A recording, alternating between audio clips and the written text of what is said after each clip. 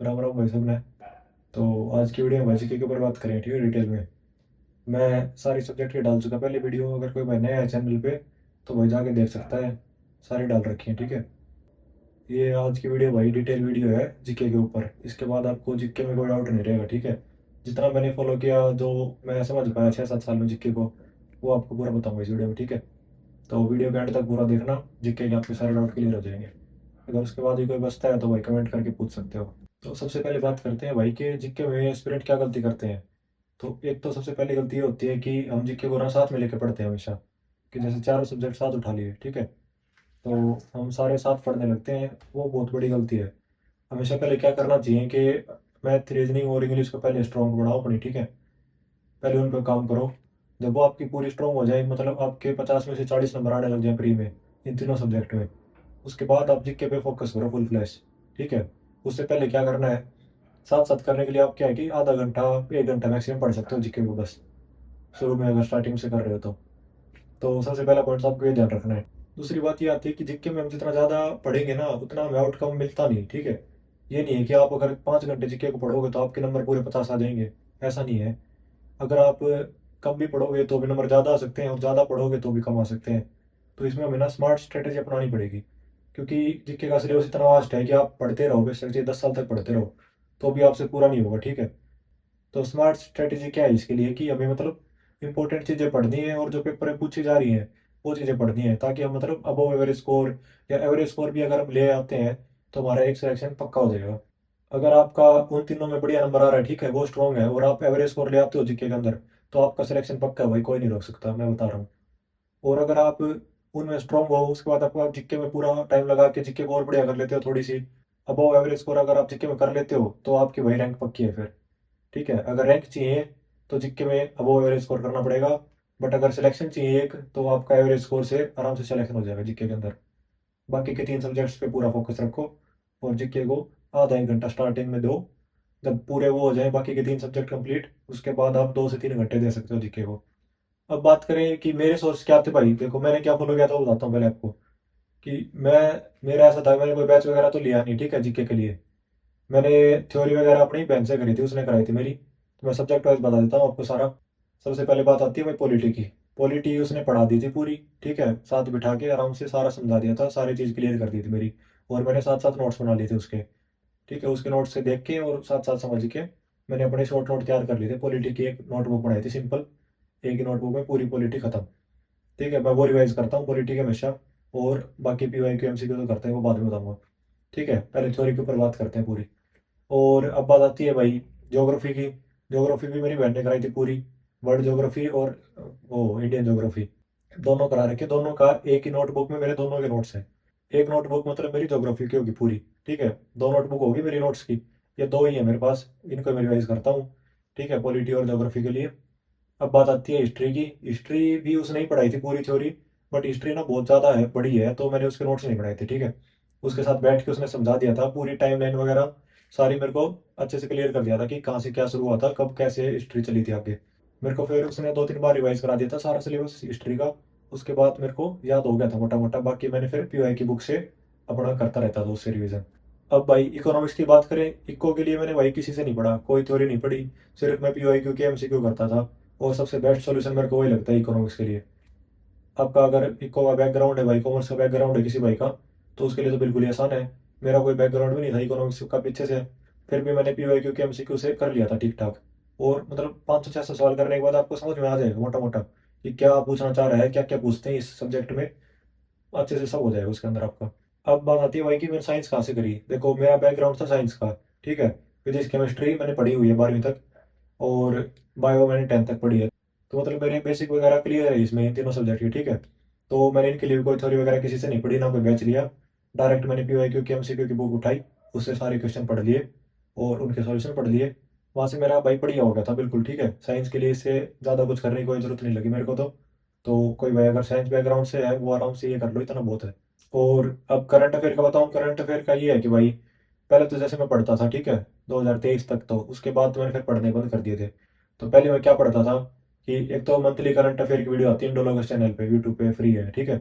मैं पेपर से पहले 1 साल की वो वीडियो देखता था, 12, ठीक है, 12 महीने की। बस 1-2 बार उनको देख लो, ठीक है। और उसके अलावा आप एक स्पीडी नाम की बुक आती है, उसके पीछे 700-800 क्वेश्चन होते हैं मोस्ट इंपॉर्टेंट, पूरे साल का करंट अफेयर का होता है उसमें। एक वो 700-800 क्वेश्चन कर लो और ये मंथली वीडियो कर लो 12 महीने की, बस इतना मोर देन इनफ है करंट अफेयर के लिए। क्योंकि करंट अफेयर भाई बहुत ज़्यादा है, कितनी ही पढ़ लो आप। और अब तो क्या है कि 2-2 3-3 साल पीछे की पूछ लेता है, ठीक है। आप आराम से इतना टाइम खराब करके जाओगे यहाँ, 4-4 5-5 घंटे पढ़ के करंट अफेयर को, और लास्ट में पेपर में कुछ और मिलेगा। तो क्या फ़ायदा इतना टाइम, अगर आप मैथ रीजनिंग इंग्लिश पे लगाओगे तो बढ़िया नंबर लेने के काबिल हो जाओगे, ठीक है। तो मेरा तो सजेशन यही है कि करंट अफेयर के लिए बिल्कुल भी परेशान मत होया करो, बिल्कुल भी। आराम से अपना जितना पता है ना उतना करो, मोर देन सफिशियंट है बस। इसके अलावा भाई जो आएगा वो आएगा फिर। अब आपके लिए बताऊं आप क्या सोर्स फॉलो कर सकते हो और क्या बढ़िया रहेगा, ये बता देता हूँ। तो देखो, थ्योरी के लिए ना बैच लेने की मेरे को नहीं लगता आपको जरूरत है, ठीक है। किसी का बैच मत लेना मेरे हिसाब से तो, क्योंकि बहुत ज़्यादा करा देंगे बैच के अंदर और आप मतलब कंफ्यूज रहोगे पूरे बैच में कि क्या पढ़े, नोट्स बनाते रहोगे, क्लास लेते रहोगे, और फिर वही पेपर आ जाएगा नज़दीक और कुछ भी रिवाइज नहीं होगा फिर टाइम पे। और बिना रिवाइज के कोई फायदा नहीं है, आपसे कितना ही पढ़ लो, जिक्के में पढ़ा तो देंगे वो पूरा, जितना भी हो सकता है उनसे बिल्कुल सारा कवर करा देंगे आपका। बट आपका अगर वो रिवाइज ही नहीं हुआ टाइम पे 2-3 बार 5 बार, तो आपको याद ही नहीं आएगा वो टाइम पे, फिर क्या फायदा उतना पढ़ने का, कोई फायदा नहीं, होगा सब खराब। तो इसका बेस्ट सोल्यूशन यही है कि आप ना क्या करो, यूट्यूब पे परमार सर की वन शॉट वीडियो पढ़िए, ठीक है, हर एक सब्जेक्ट की, वहां से थ्योरी कर सकते हो आप, सबसे बेस्ट रहेगा मेरे हिसाब से तो। हर एक सब्जेक्ट की 5 या 6 घंटे की वन शॉट वीडियो मिलेगी आपको। जैसे पहले मान लो पॉलिटी उठा लिया, ठीक है, वन शॉट वीडियो पॉलिटी पर हमारे सर 2025 की उन्होंने करा रखी लेटेस्ट, लेटेस्ट वाली उनकी देख, वो हर साल कराते हैं ये वन शॉट वीडियो पेपर से पहले। तो अभी 25 वाली जो लेटेस्ट है वो देख लेना। 5-6 घंटे की पॉलिटी उठाई, वो वीडियो देख ली पूरी, मतलब बिल्कुल जीरो से अगर शुरू कर रहे हो आप तो बता रहा हूँ आपके लिए। तो आपने वो वीडियो देखी, आपको मोटा मोटा आइडिया आ जाएगा कि पॉलिटी में क्या क्या चीज़ें होती हैं, कैसे क्या है। वहां से आइडिया आ जाएगा, उसको 2-3 बार आप देखो आराम से, ठीक है, पूरी पूरी 3-4 बार देख लो, कोई दिक्कत नहीं है। वहां से क्वालिटी पूरी हो जाएगी आपकी, मतलब आपको आइडिया आ जाएगा क्या पूछता है। उसके बाद आप बुक से प्रैक्टिस करो पीवाईक्यू की बस। ऐसे ही सेम हिस्ट्री की भी वहीं से कर लो, ठीक है, वन शॉट वीडियो। ऐसे ही इकोनॉमिक्स की कर लो, ऐसे ही साइंस की कर लो, करंट अफेयर की मत करना उनकी। करंट अफेयर की अपनी जो मैंने बताई वो कर लेना, बस यही है। ये करके थ्योरी तो आपकी यहाँ से हो जाएगी पूरी कवर, जो बताया। इसके बाद ना इनके कोई नोट्स बनाने ना कुछ और, नोट्स बनाने मत बैठना जीके के, बहुत टाइम खराब हो जाएगा, कोई मतलब नहीं है। इन वीडियो को एक बार बार देख लेना, जब भी यूँ लगे कि भाई अब मैं थोड़ा भूल गया, याद नहीं आ रहा, तो एक बार वीडियो को 2x की स्पीड पे करके वो देख लो। और उसके बाद अब बात आती है भाई की प्रैक्टिस के लिए क्या करना है। देखो, थ्योरी का इतना करके मेन जो मेरे को लगा था ना वो रोल था सारा पीवाईक्यू क्वेश्चंस का। जीके के अंदर सबसे बेस्ट है चीज यार, मतलब इसके अलावा आपको कहीं भटकना ही नहीं है, मैं तो ये कहूँगा। ये इतना थ्योरी कर लो, इससे थ्योरी आपकी सही हो जाएगी, आप एवरेज में चीज़ें जान जाओगे कि मतलब हाँ, जो एवरेज बच्चे को पता होगा वो आपको ही पता मिलेगा इतना करने के बाद। उसके बाद क्या है कि पिनाकल की पीवाईक्यू की बुक उठा लो, एमसीक्यू की लेटेस्ट उठा लेना, ठीक है। वहां से जैसे मान लो थ्योरी की आपने पढ़ ली, वो वन शॉट वीडियो आपने पॉलिटी की कर ली, ठीक है, यूट्यूब से। उसके बाद उसके पॉलिटी के क्वेश्चन उठा लो बुक से, डेली के 100 या 200 क्वेश्चन जितना भी आप कर पाओ। मैं तो डेली 100 करता था स्टार्टिंग में, तो डेली के 100 क्वेश्चन का टारगेट बना लो अपना, विद सॉल्यूशन सारे 100 क्वेश्चन से गो थ्रू हो जाओ बढ़िया, ठीक है। सॉल्यूशन पढ़ो प्रॉपर, उनको समझो क्या कह रहे हैं क्या क्या है, सॉल्यूशन में आपको डिटेल में पता लगेगी चीज़ें। तो वहीं से आपका मतलब माइंड ब्रॉड हो जाएगा, नॉलेज को लेके आपको पता लग जाएगा सारी चीज़ों का। उससे क्या होगा कि आप ऑप्शन एलिमिनेशन में हेल्प होगी आपके बहुत ज़्यादा। मेन है ऑप्शन एलिमिनेशन से ही होंगे क्वेश्चन तो, ठीक है। आपको डायरेक्ट इतने ज़्यादा नहीं आते मिलेंगे पेपर के अंदर कि आप देखो और सीधा टिक मार दो, ऐसे क्वेश्चन बहुत कम मिलेंगे, 5-7। बाकी है कि अगर आपको और ऑप्शंस का आइडिया होगा, आपका ब्रॉड माइंड होगा, तो आप क्या ऑप्शन एलिमिनेट कर पाओगे, ठीक है। उससे आप फिर अटेम्प्ट कर सकते हो क्वेश्चन को, तो ये चीज़ है। और एक अगर किसी को और ज़्यादा जीके करनी है तो क्या है कि एमसीक्यू वाली बुक तो होगी, उसके अलावा एक आती है वन लाइनर की, पिनाकल की पीवाईक्यू। वन लाइनर वाली में क्या है कि क्वेश्चन नंबर ज़्यादा है। जैसे एमसीक्यू वाली में तो लिमिटेड डाल रखे उन्होंने, 700-800 एक सब्जेक्ट के, सारे नहीं है वो, मतलब पीवाईक्यू में जितने इतने थोड़े आए हुए हैं, बहुत ज़्यादा रखे हैं पीछे के। तो वन लाइनर में क्या है कि पूरे कवर कर रखे ऑलमोस्ट उन्होंने। तो अगर किसी को ज़्यादा क्वेश्चन करने हैं भाई, तो वो कर सकता है वन लाइनर वाली, ठीक है। मैंने वो भी मंगाई थी, करी थी थोड़ी बहुत, पॉलिटी की तो मैंने पूरी कर ली थी वो। बाकी फिर मेरे को ज़्यादा होने लग गया था कि भाई नहीं हो पाएगा तो रिवाइज, तो अगर रिवाइज ही नहीं हो सकता सिलेबस तो भाई फिर कोई फायदा नहीं पढ़ने का। तो मैंने फिर वो बंद करके अपनी एमसीक्यू वाली कर ली थी वापस, और मैं तो उसको ही करके गया था भाई, ठीक है। मैं उसको एक बार बार रिवाइज करता हूँ, हर बार पेपर से पहले प्री हो चाहे मेंस हो, अब मेरा तो एक ही वो ही सोल्यूशन है बस। इसके अलावा मेरे को जितना समझ में आया यही है भाई। अगर आप इससे ज़्यादा और भी कुछ पढ़ लोगे तो भी आपके जरूरी नहीं है कि पूरे नंबर आएंगे या भाई बहुत बढ़िया नंबर आ जाएंगे, जब भी बेकार नंबर आ सकते हैं। अगर आप मैं जितना बताया इतना पढ़ लोगे तो भी आपके बेकार भी आ सकते हैं और बढ़िया भी आ सकते हैं, ठीक है। तो जब ये है ही लक बेस्ड चीज़ है जीके की, तो इस पे टाइम वेस्ट भी हम क्यों करें ज़्यादा। क्यों हम दिमाग को इतना और पागल करें कि ये भी देखते रहे, वो भी पढ़ लें, ये भी पढ़ लें। तो इसलिए यहाँ स्मार्ट स्ट्रेटेजी की बहुत ज़रूरत है, ठीक है। तो मैं जो बता रहा हूँ ये अपनाओ, फॉलो करो, और इतनी बड़े मत लो जीके की। बाकी चीज़ें आपके अगर बढ़िया रहेंगी ना तो आप सिलेक्शन आराम से ले सकते हो भाई। मैंने तो बाकी उन 3 के दम पे सिलेक्शन लिया 3 बार। एक बात आती है कि सेक्शनल मॉक दे कि नहीं जीके के। सेक्शनल मॉक के लिए क्या है कि मैं तो ये करता था, जैसे पहले मैंने नोट्स पढ़ लिए, फिर मैंने पिनाकल की पीवाई की बुक लगा ली, फिर उसके बाद आप क्या है कि आरबी के सेक्शनल मॉक लगा सकते हो। उसने कैसे कर रखे हैं, उसने जैसे एग्जाम वाइज डाल रखे हैं पॉलिटी के, जैसे मान लो लेटेस्ट एग्जाम से जो भी हुए, तो उसने वहां पे सब एग्जाम से पॉलिटी के क्वेश्चन उठा के और प्रॉपर पॉलिटी के मॉक टेस्ट बना दिए। तो वहां से आप क्या है कि पॉलिटी को एक बार फिर से फास्ट रिवीजन कर सकते हो।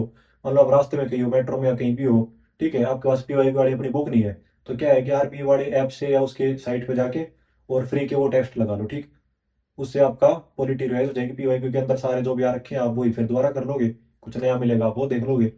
लेटेस्ट एग्जाम के पे आप वहां से कर सकते हो। मान लो बुक के अंदर वही थोड़े पीछे के रह गए, उसके बाद 2-4 पेपर नए हो गए, तो वो नए वो डाल देता आरबी वाला, तो वहां से आप वो कर सकते हो, ठीक है, सेक्शनल टेस्ट। इसके अलावा सेक्शनल ज्यादा देने की जरूरत नहीं है। जीके के अंदर पहले आप पूरा प्रॉपर बुक को करो 3-4 बार, ठीक है, बाद में सोचना टेस्ट वेस्ट की। जब आप बुक ढंग से कर लो, आपको याद हो जाए, बोर होने लग जाए बुक से, उसके बाद क्या है कि आप पीवाईक्यू वाले सेक्शनल टेस्ट दे सकते हो जीके के भी। चीजें तो वही है उसमें भी, बट ये है कि मॉक टेस्ट के फॉर्म में हम थोड़ा आसानी से दे पाते हैं, मतलब इतना बोर नहीं होते कि हाँ मॉक टेस्ट लगाना है, चल लगा लिया, ठीक है।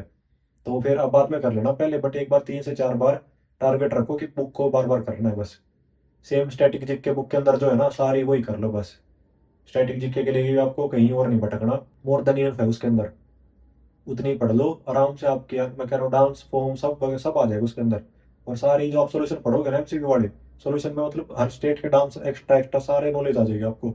तो स्टैटिक जीके के लिए भी आपको भाई इसके अलावा कुछ नहीं फॉलो करना, अपनी बुक से ही उससे कर लेना एमसीक्यू वाले से, बस मोर देन इनफ है वो। तो मेरे हिसाब से भाई मैंने बता दिया मोटा मोटा जीके का जो भी है, मैंने तो यही फॉलो किया था भाई, और यही कर रहा हूँ अब 3-4 साल से। मेरे हिसाब से तो ये बेस्ट स्ट्रेटेजी रहेगी आपकी जीके के लिए, कहीं और मत भटको। इतना बताया, इतना फॉलो करो। अगर सिलेक्शन लेना है तो भाई टाइम से, ठीक है, नहीं तो फिर आप इनमें ही अड़ते रहोगे चीज़ों में। तो बाकी भाई मैंने सारी मतलब वीडियो बताई दी है सब्जेक्ट वाइज, सारे सब्जेक्ट की मैंने बना दी लगभग, ठीक है। इसके अलावा भी अगर कोई टॉपिक रह गया तो आप वो मेरे को बता सकते हो कि भाई आप किस चीज़ के ऊपर वीडियो बनाऊँ, या आपको किस चीज़ में डाउट आ रहा है भाई आपका, ठीक है। क्योंकि मैंने सारे सब्जेक्ट की एक एक वीडियो प्रॉपर डिटेल में डाल दी है। और आप कमेंट में भाई बता सकते हो, ठीक है, अगली वीडियो किस चीज़ के ऊपर चाहिए आपको, तो मैं उसके ऊपर बनाने की ट्राई करूँगा।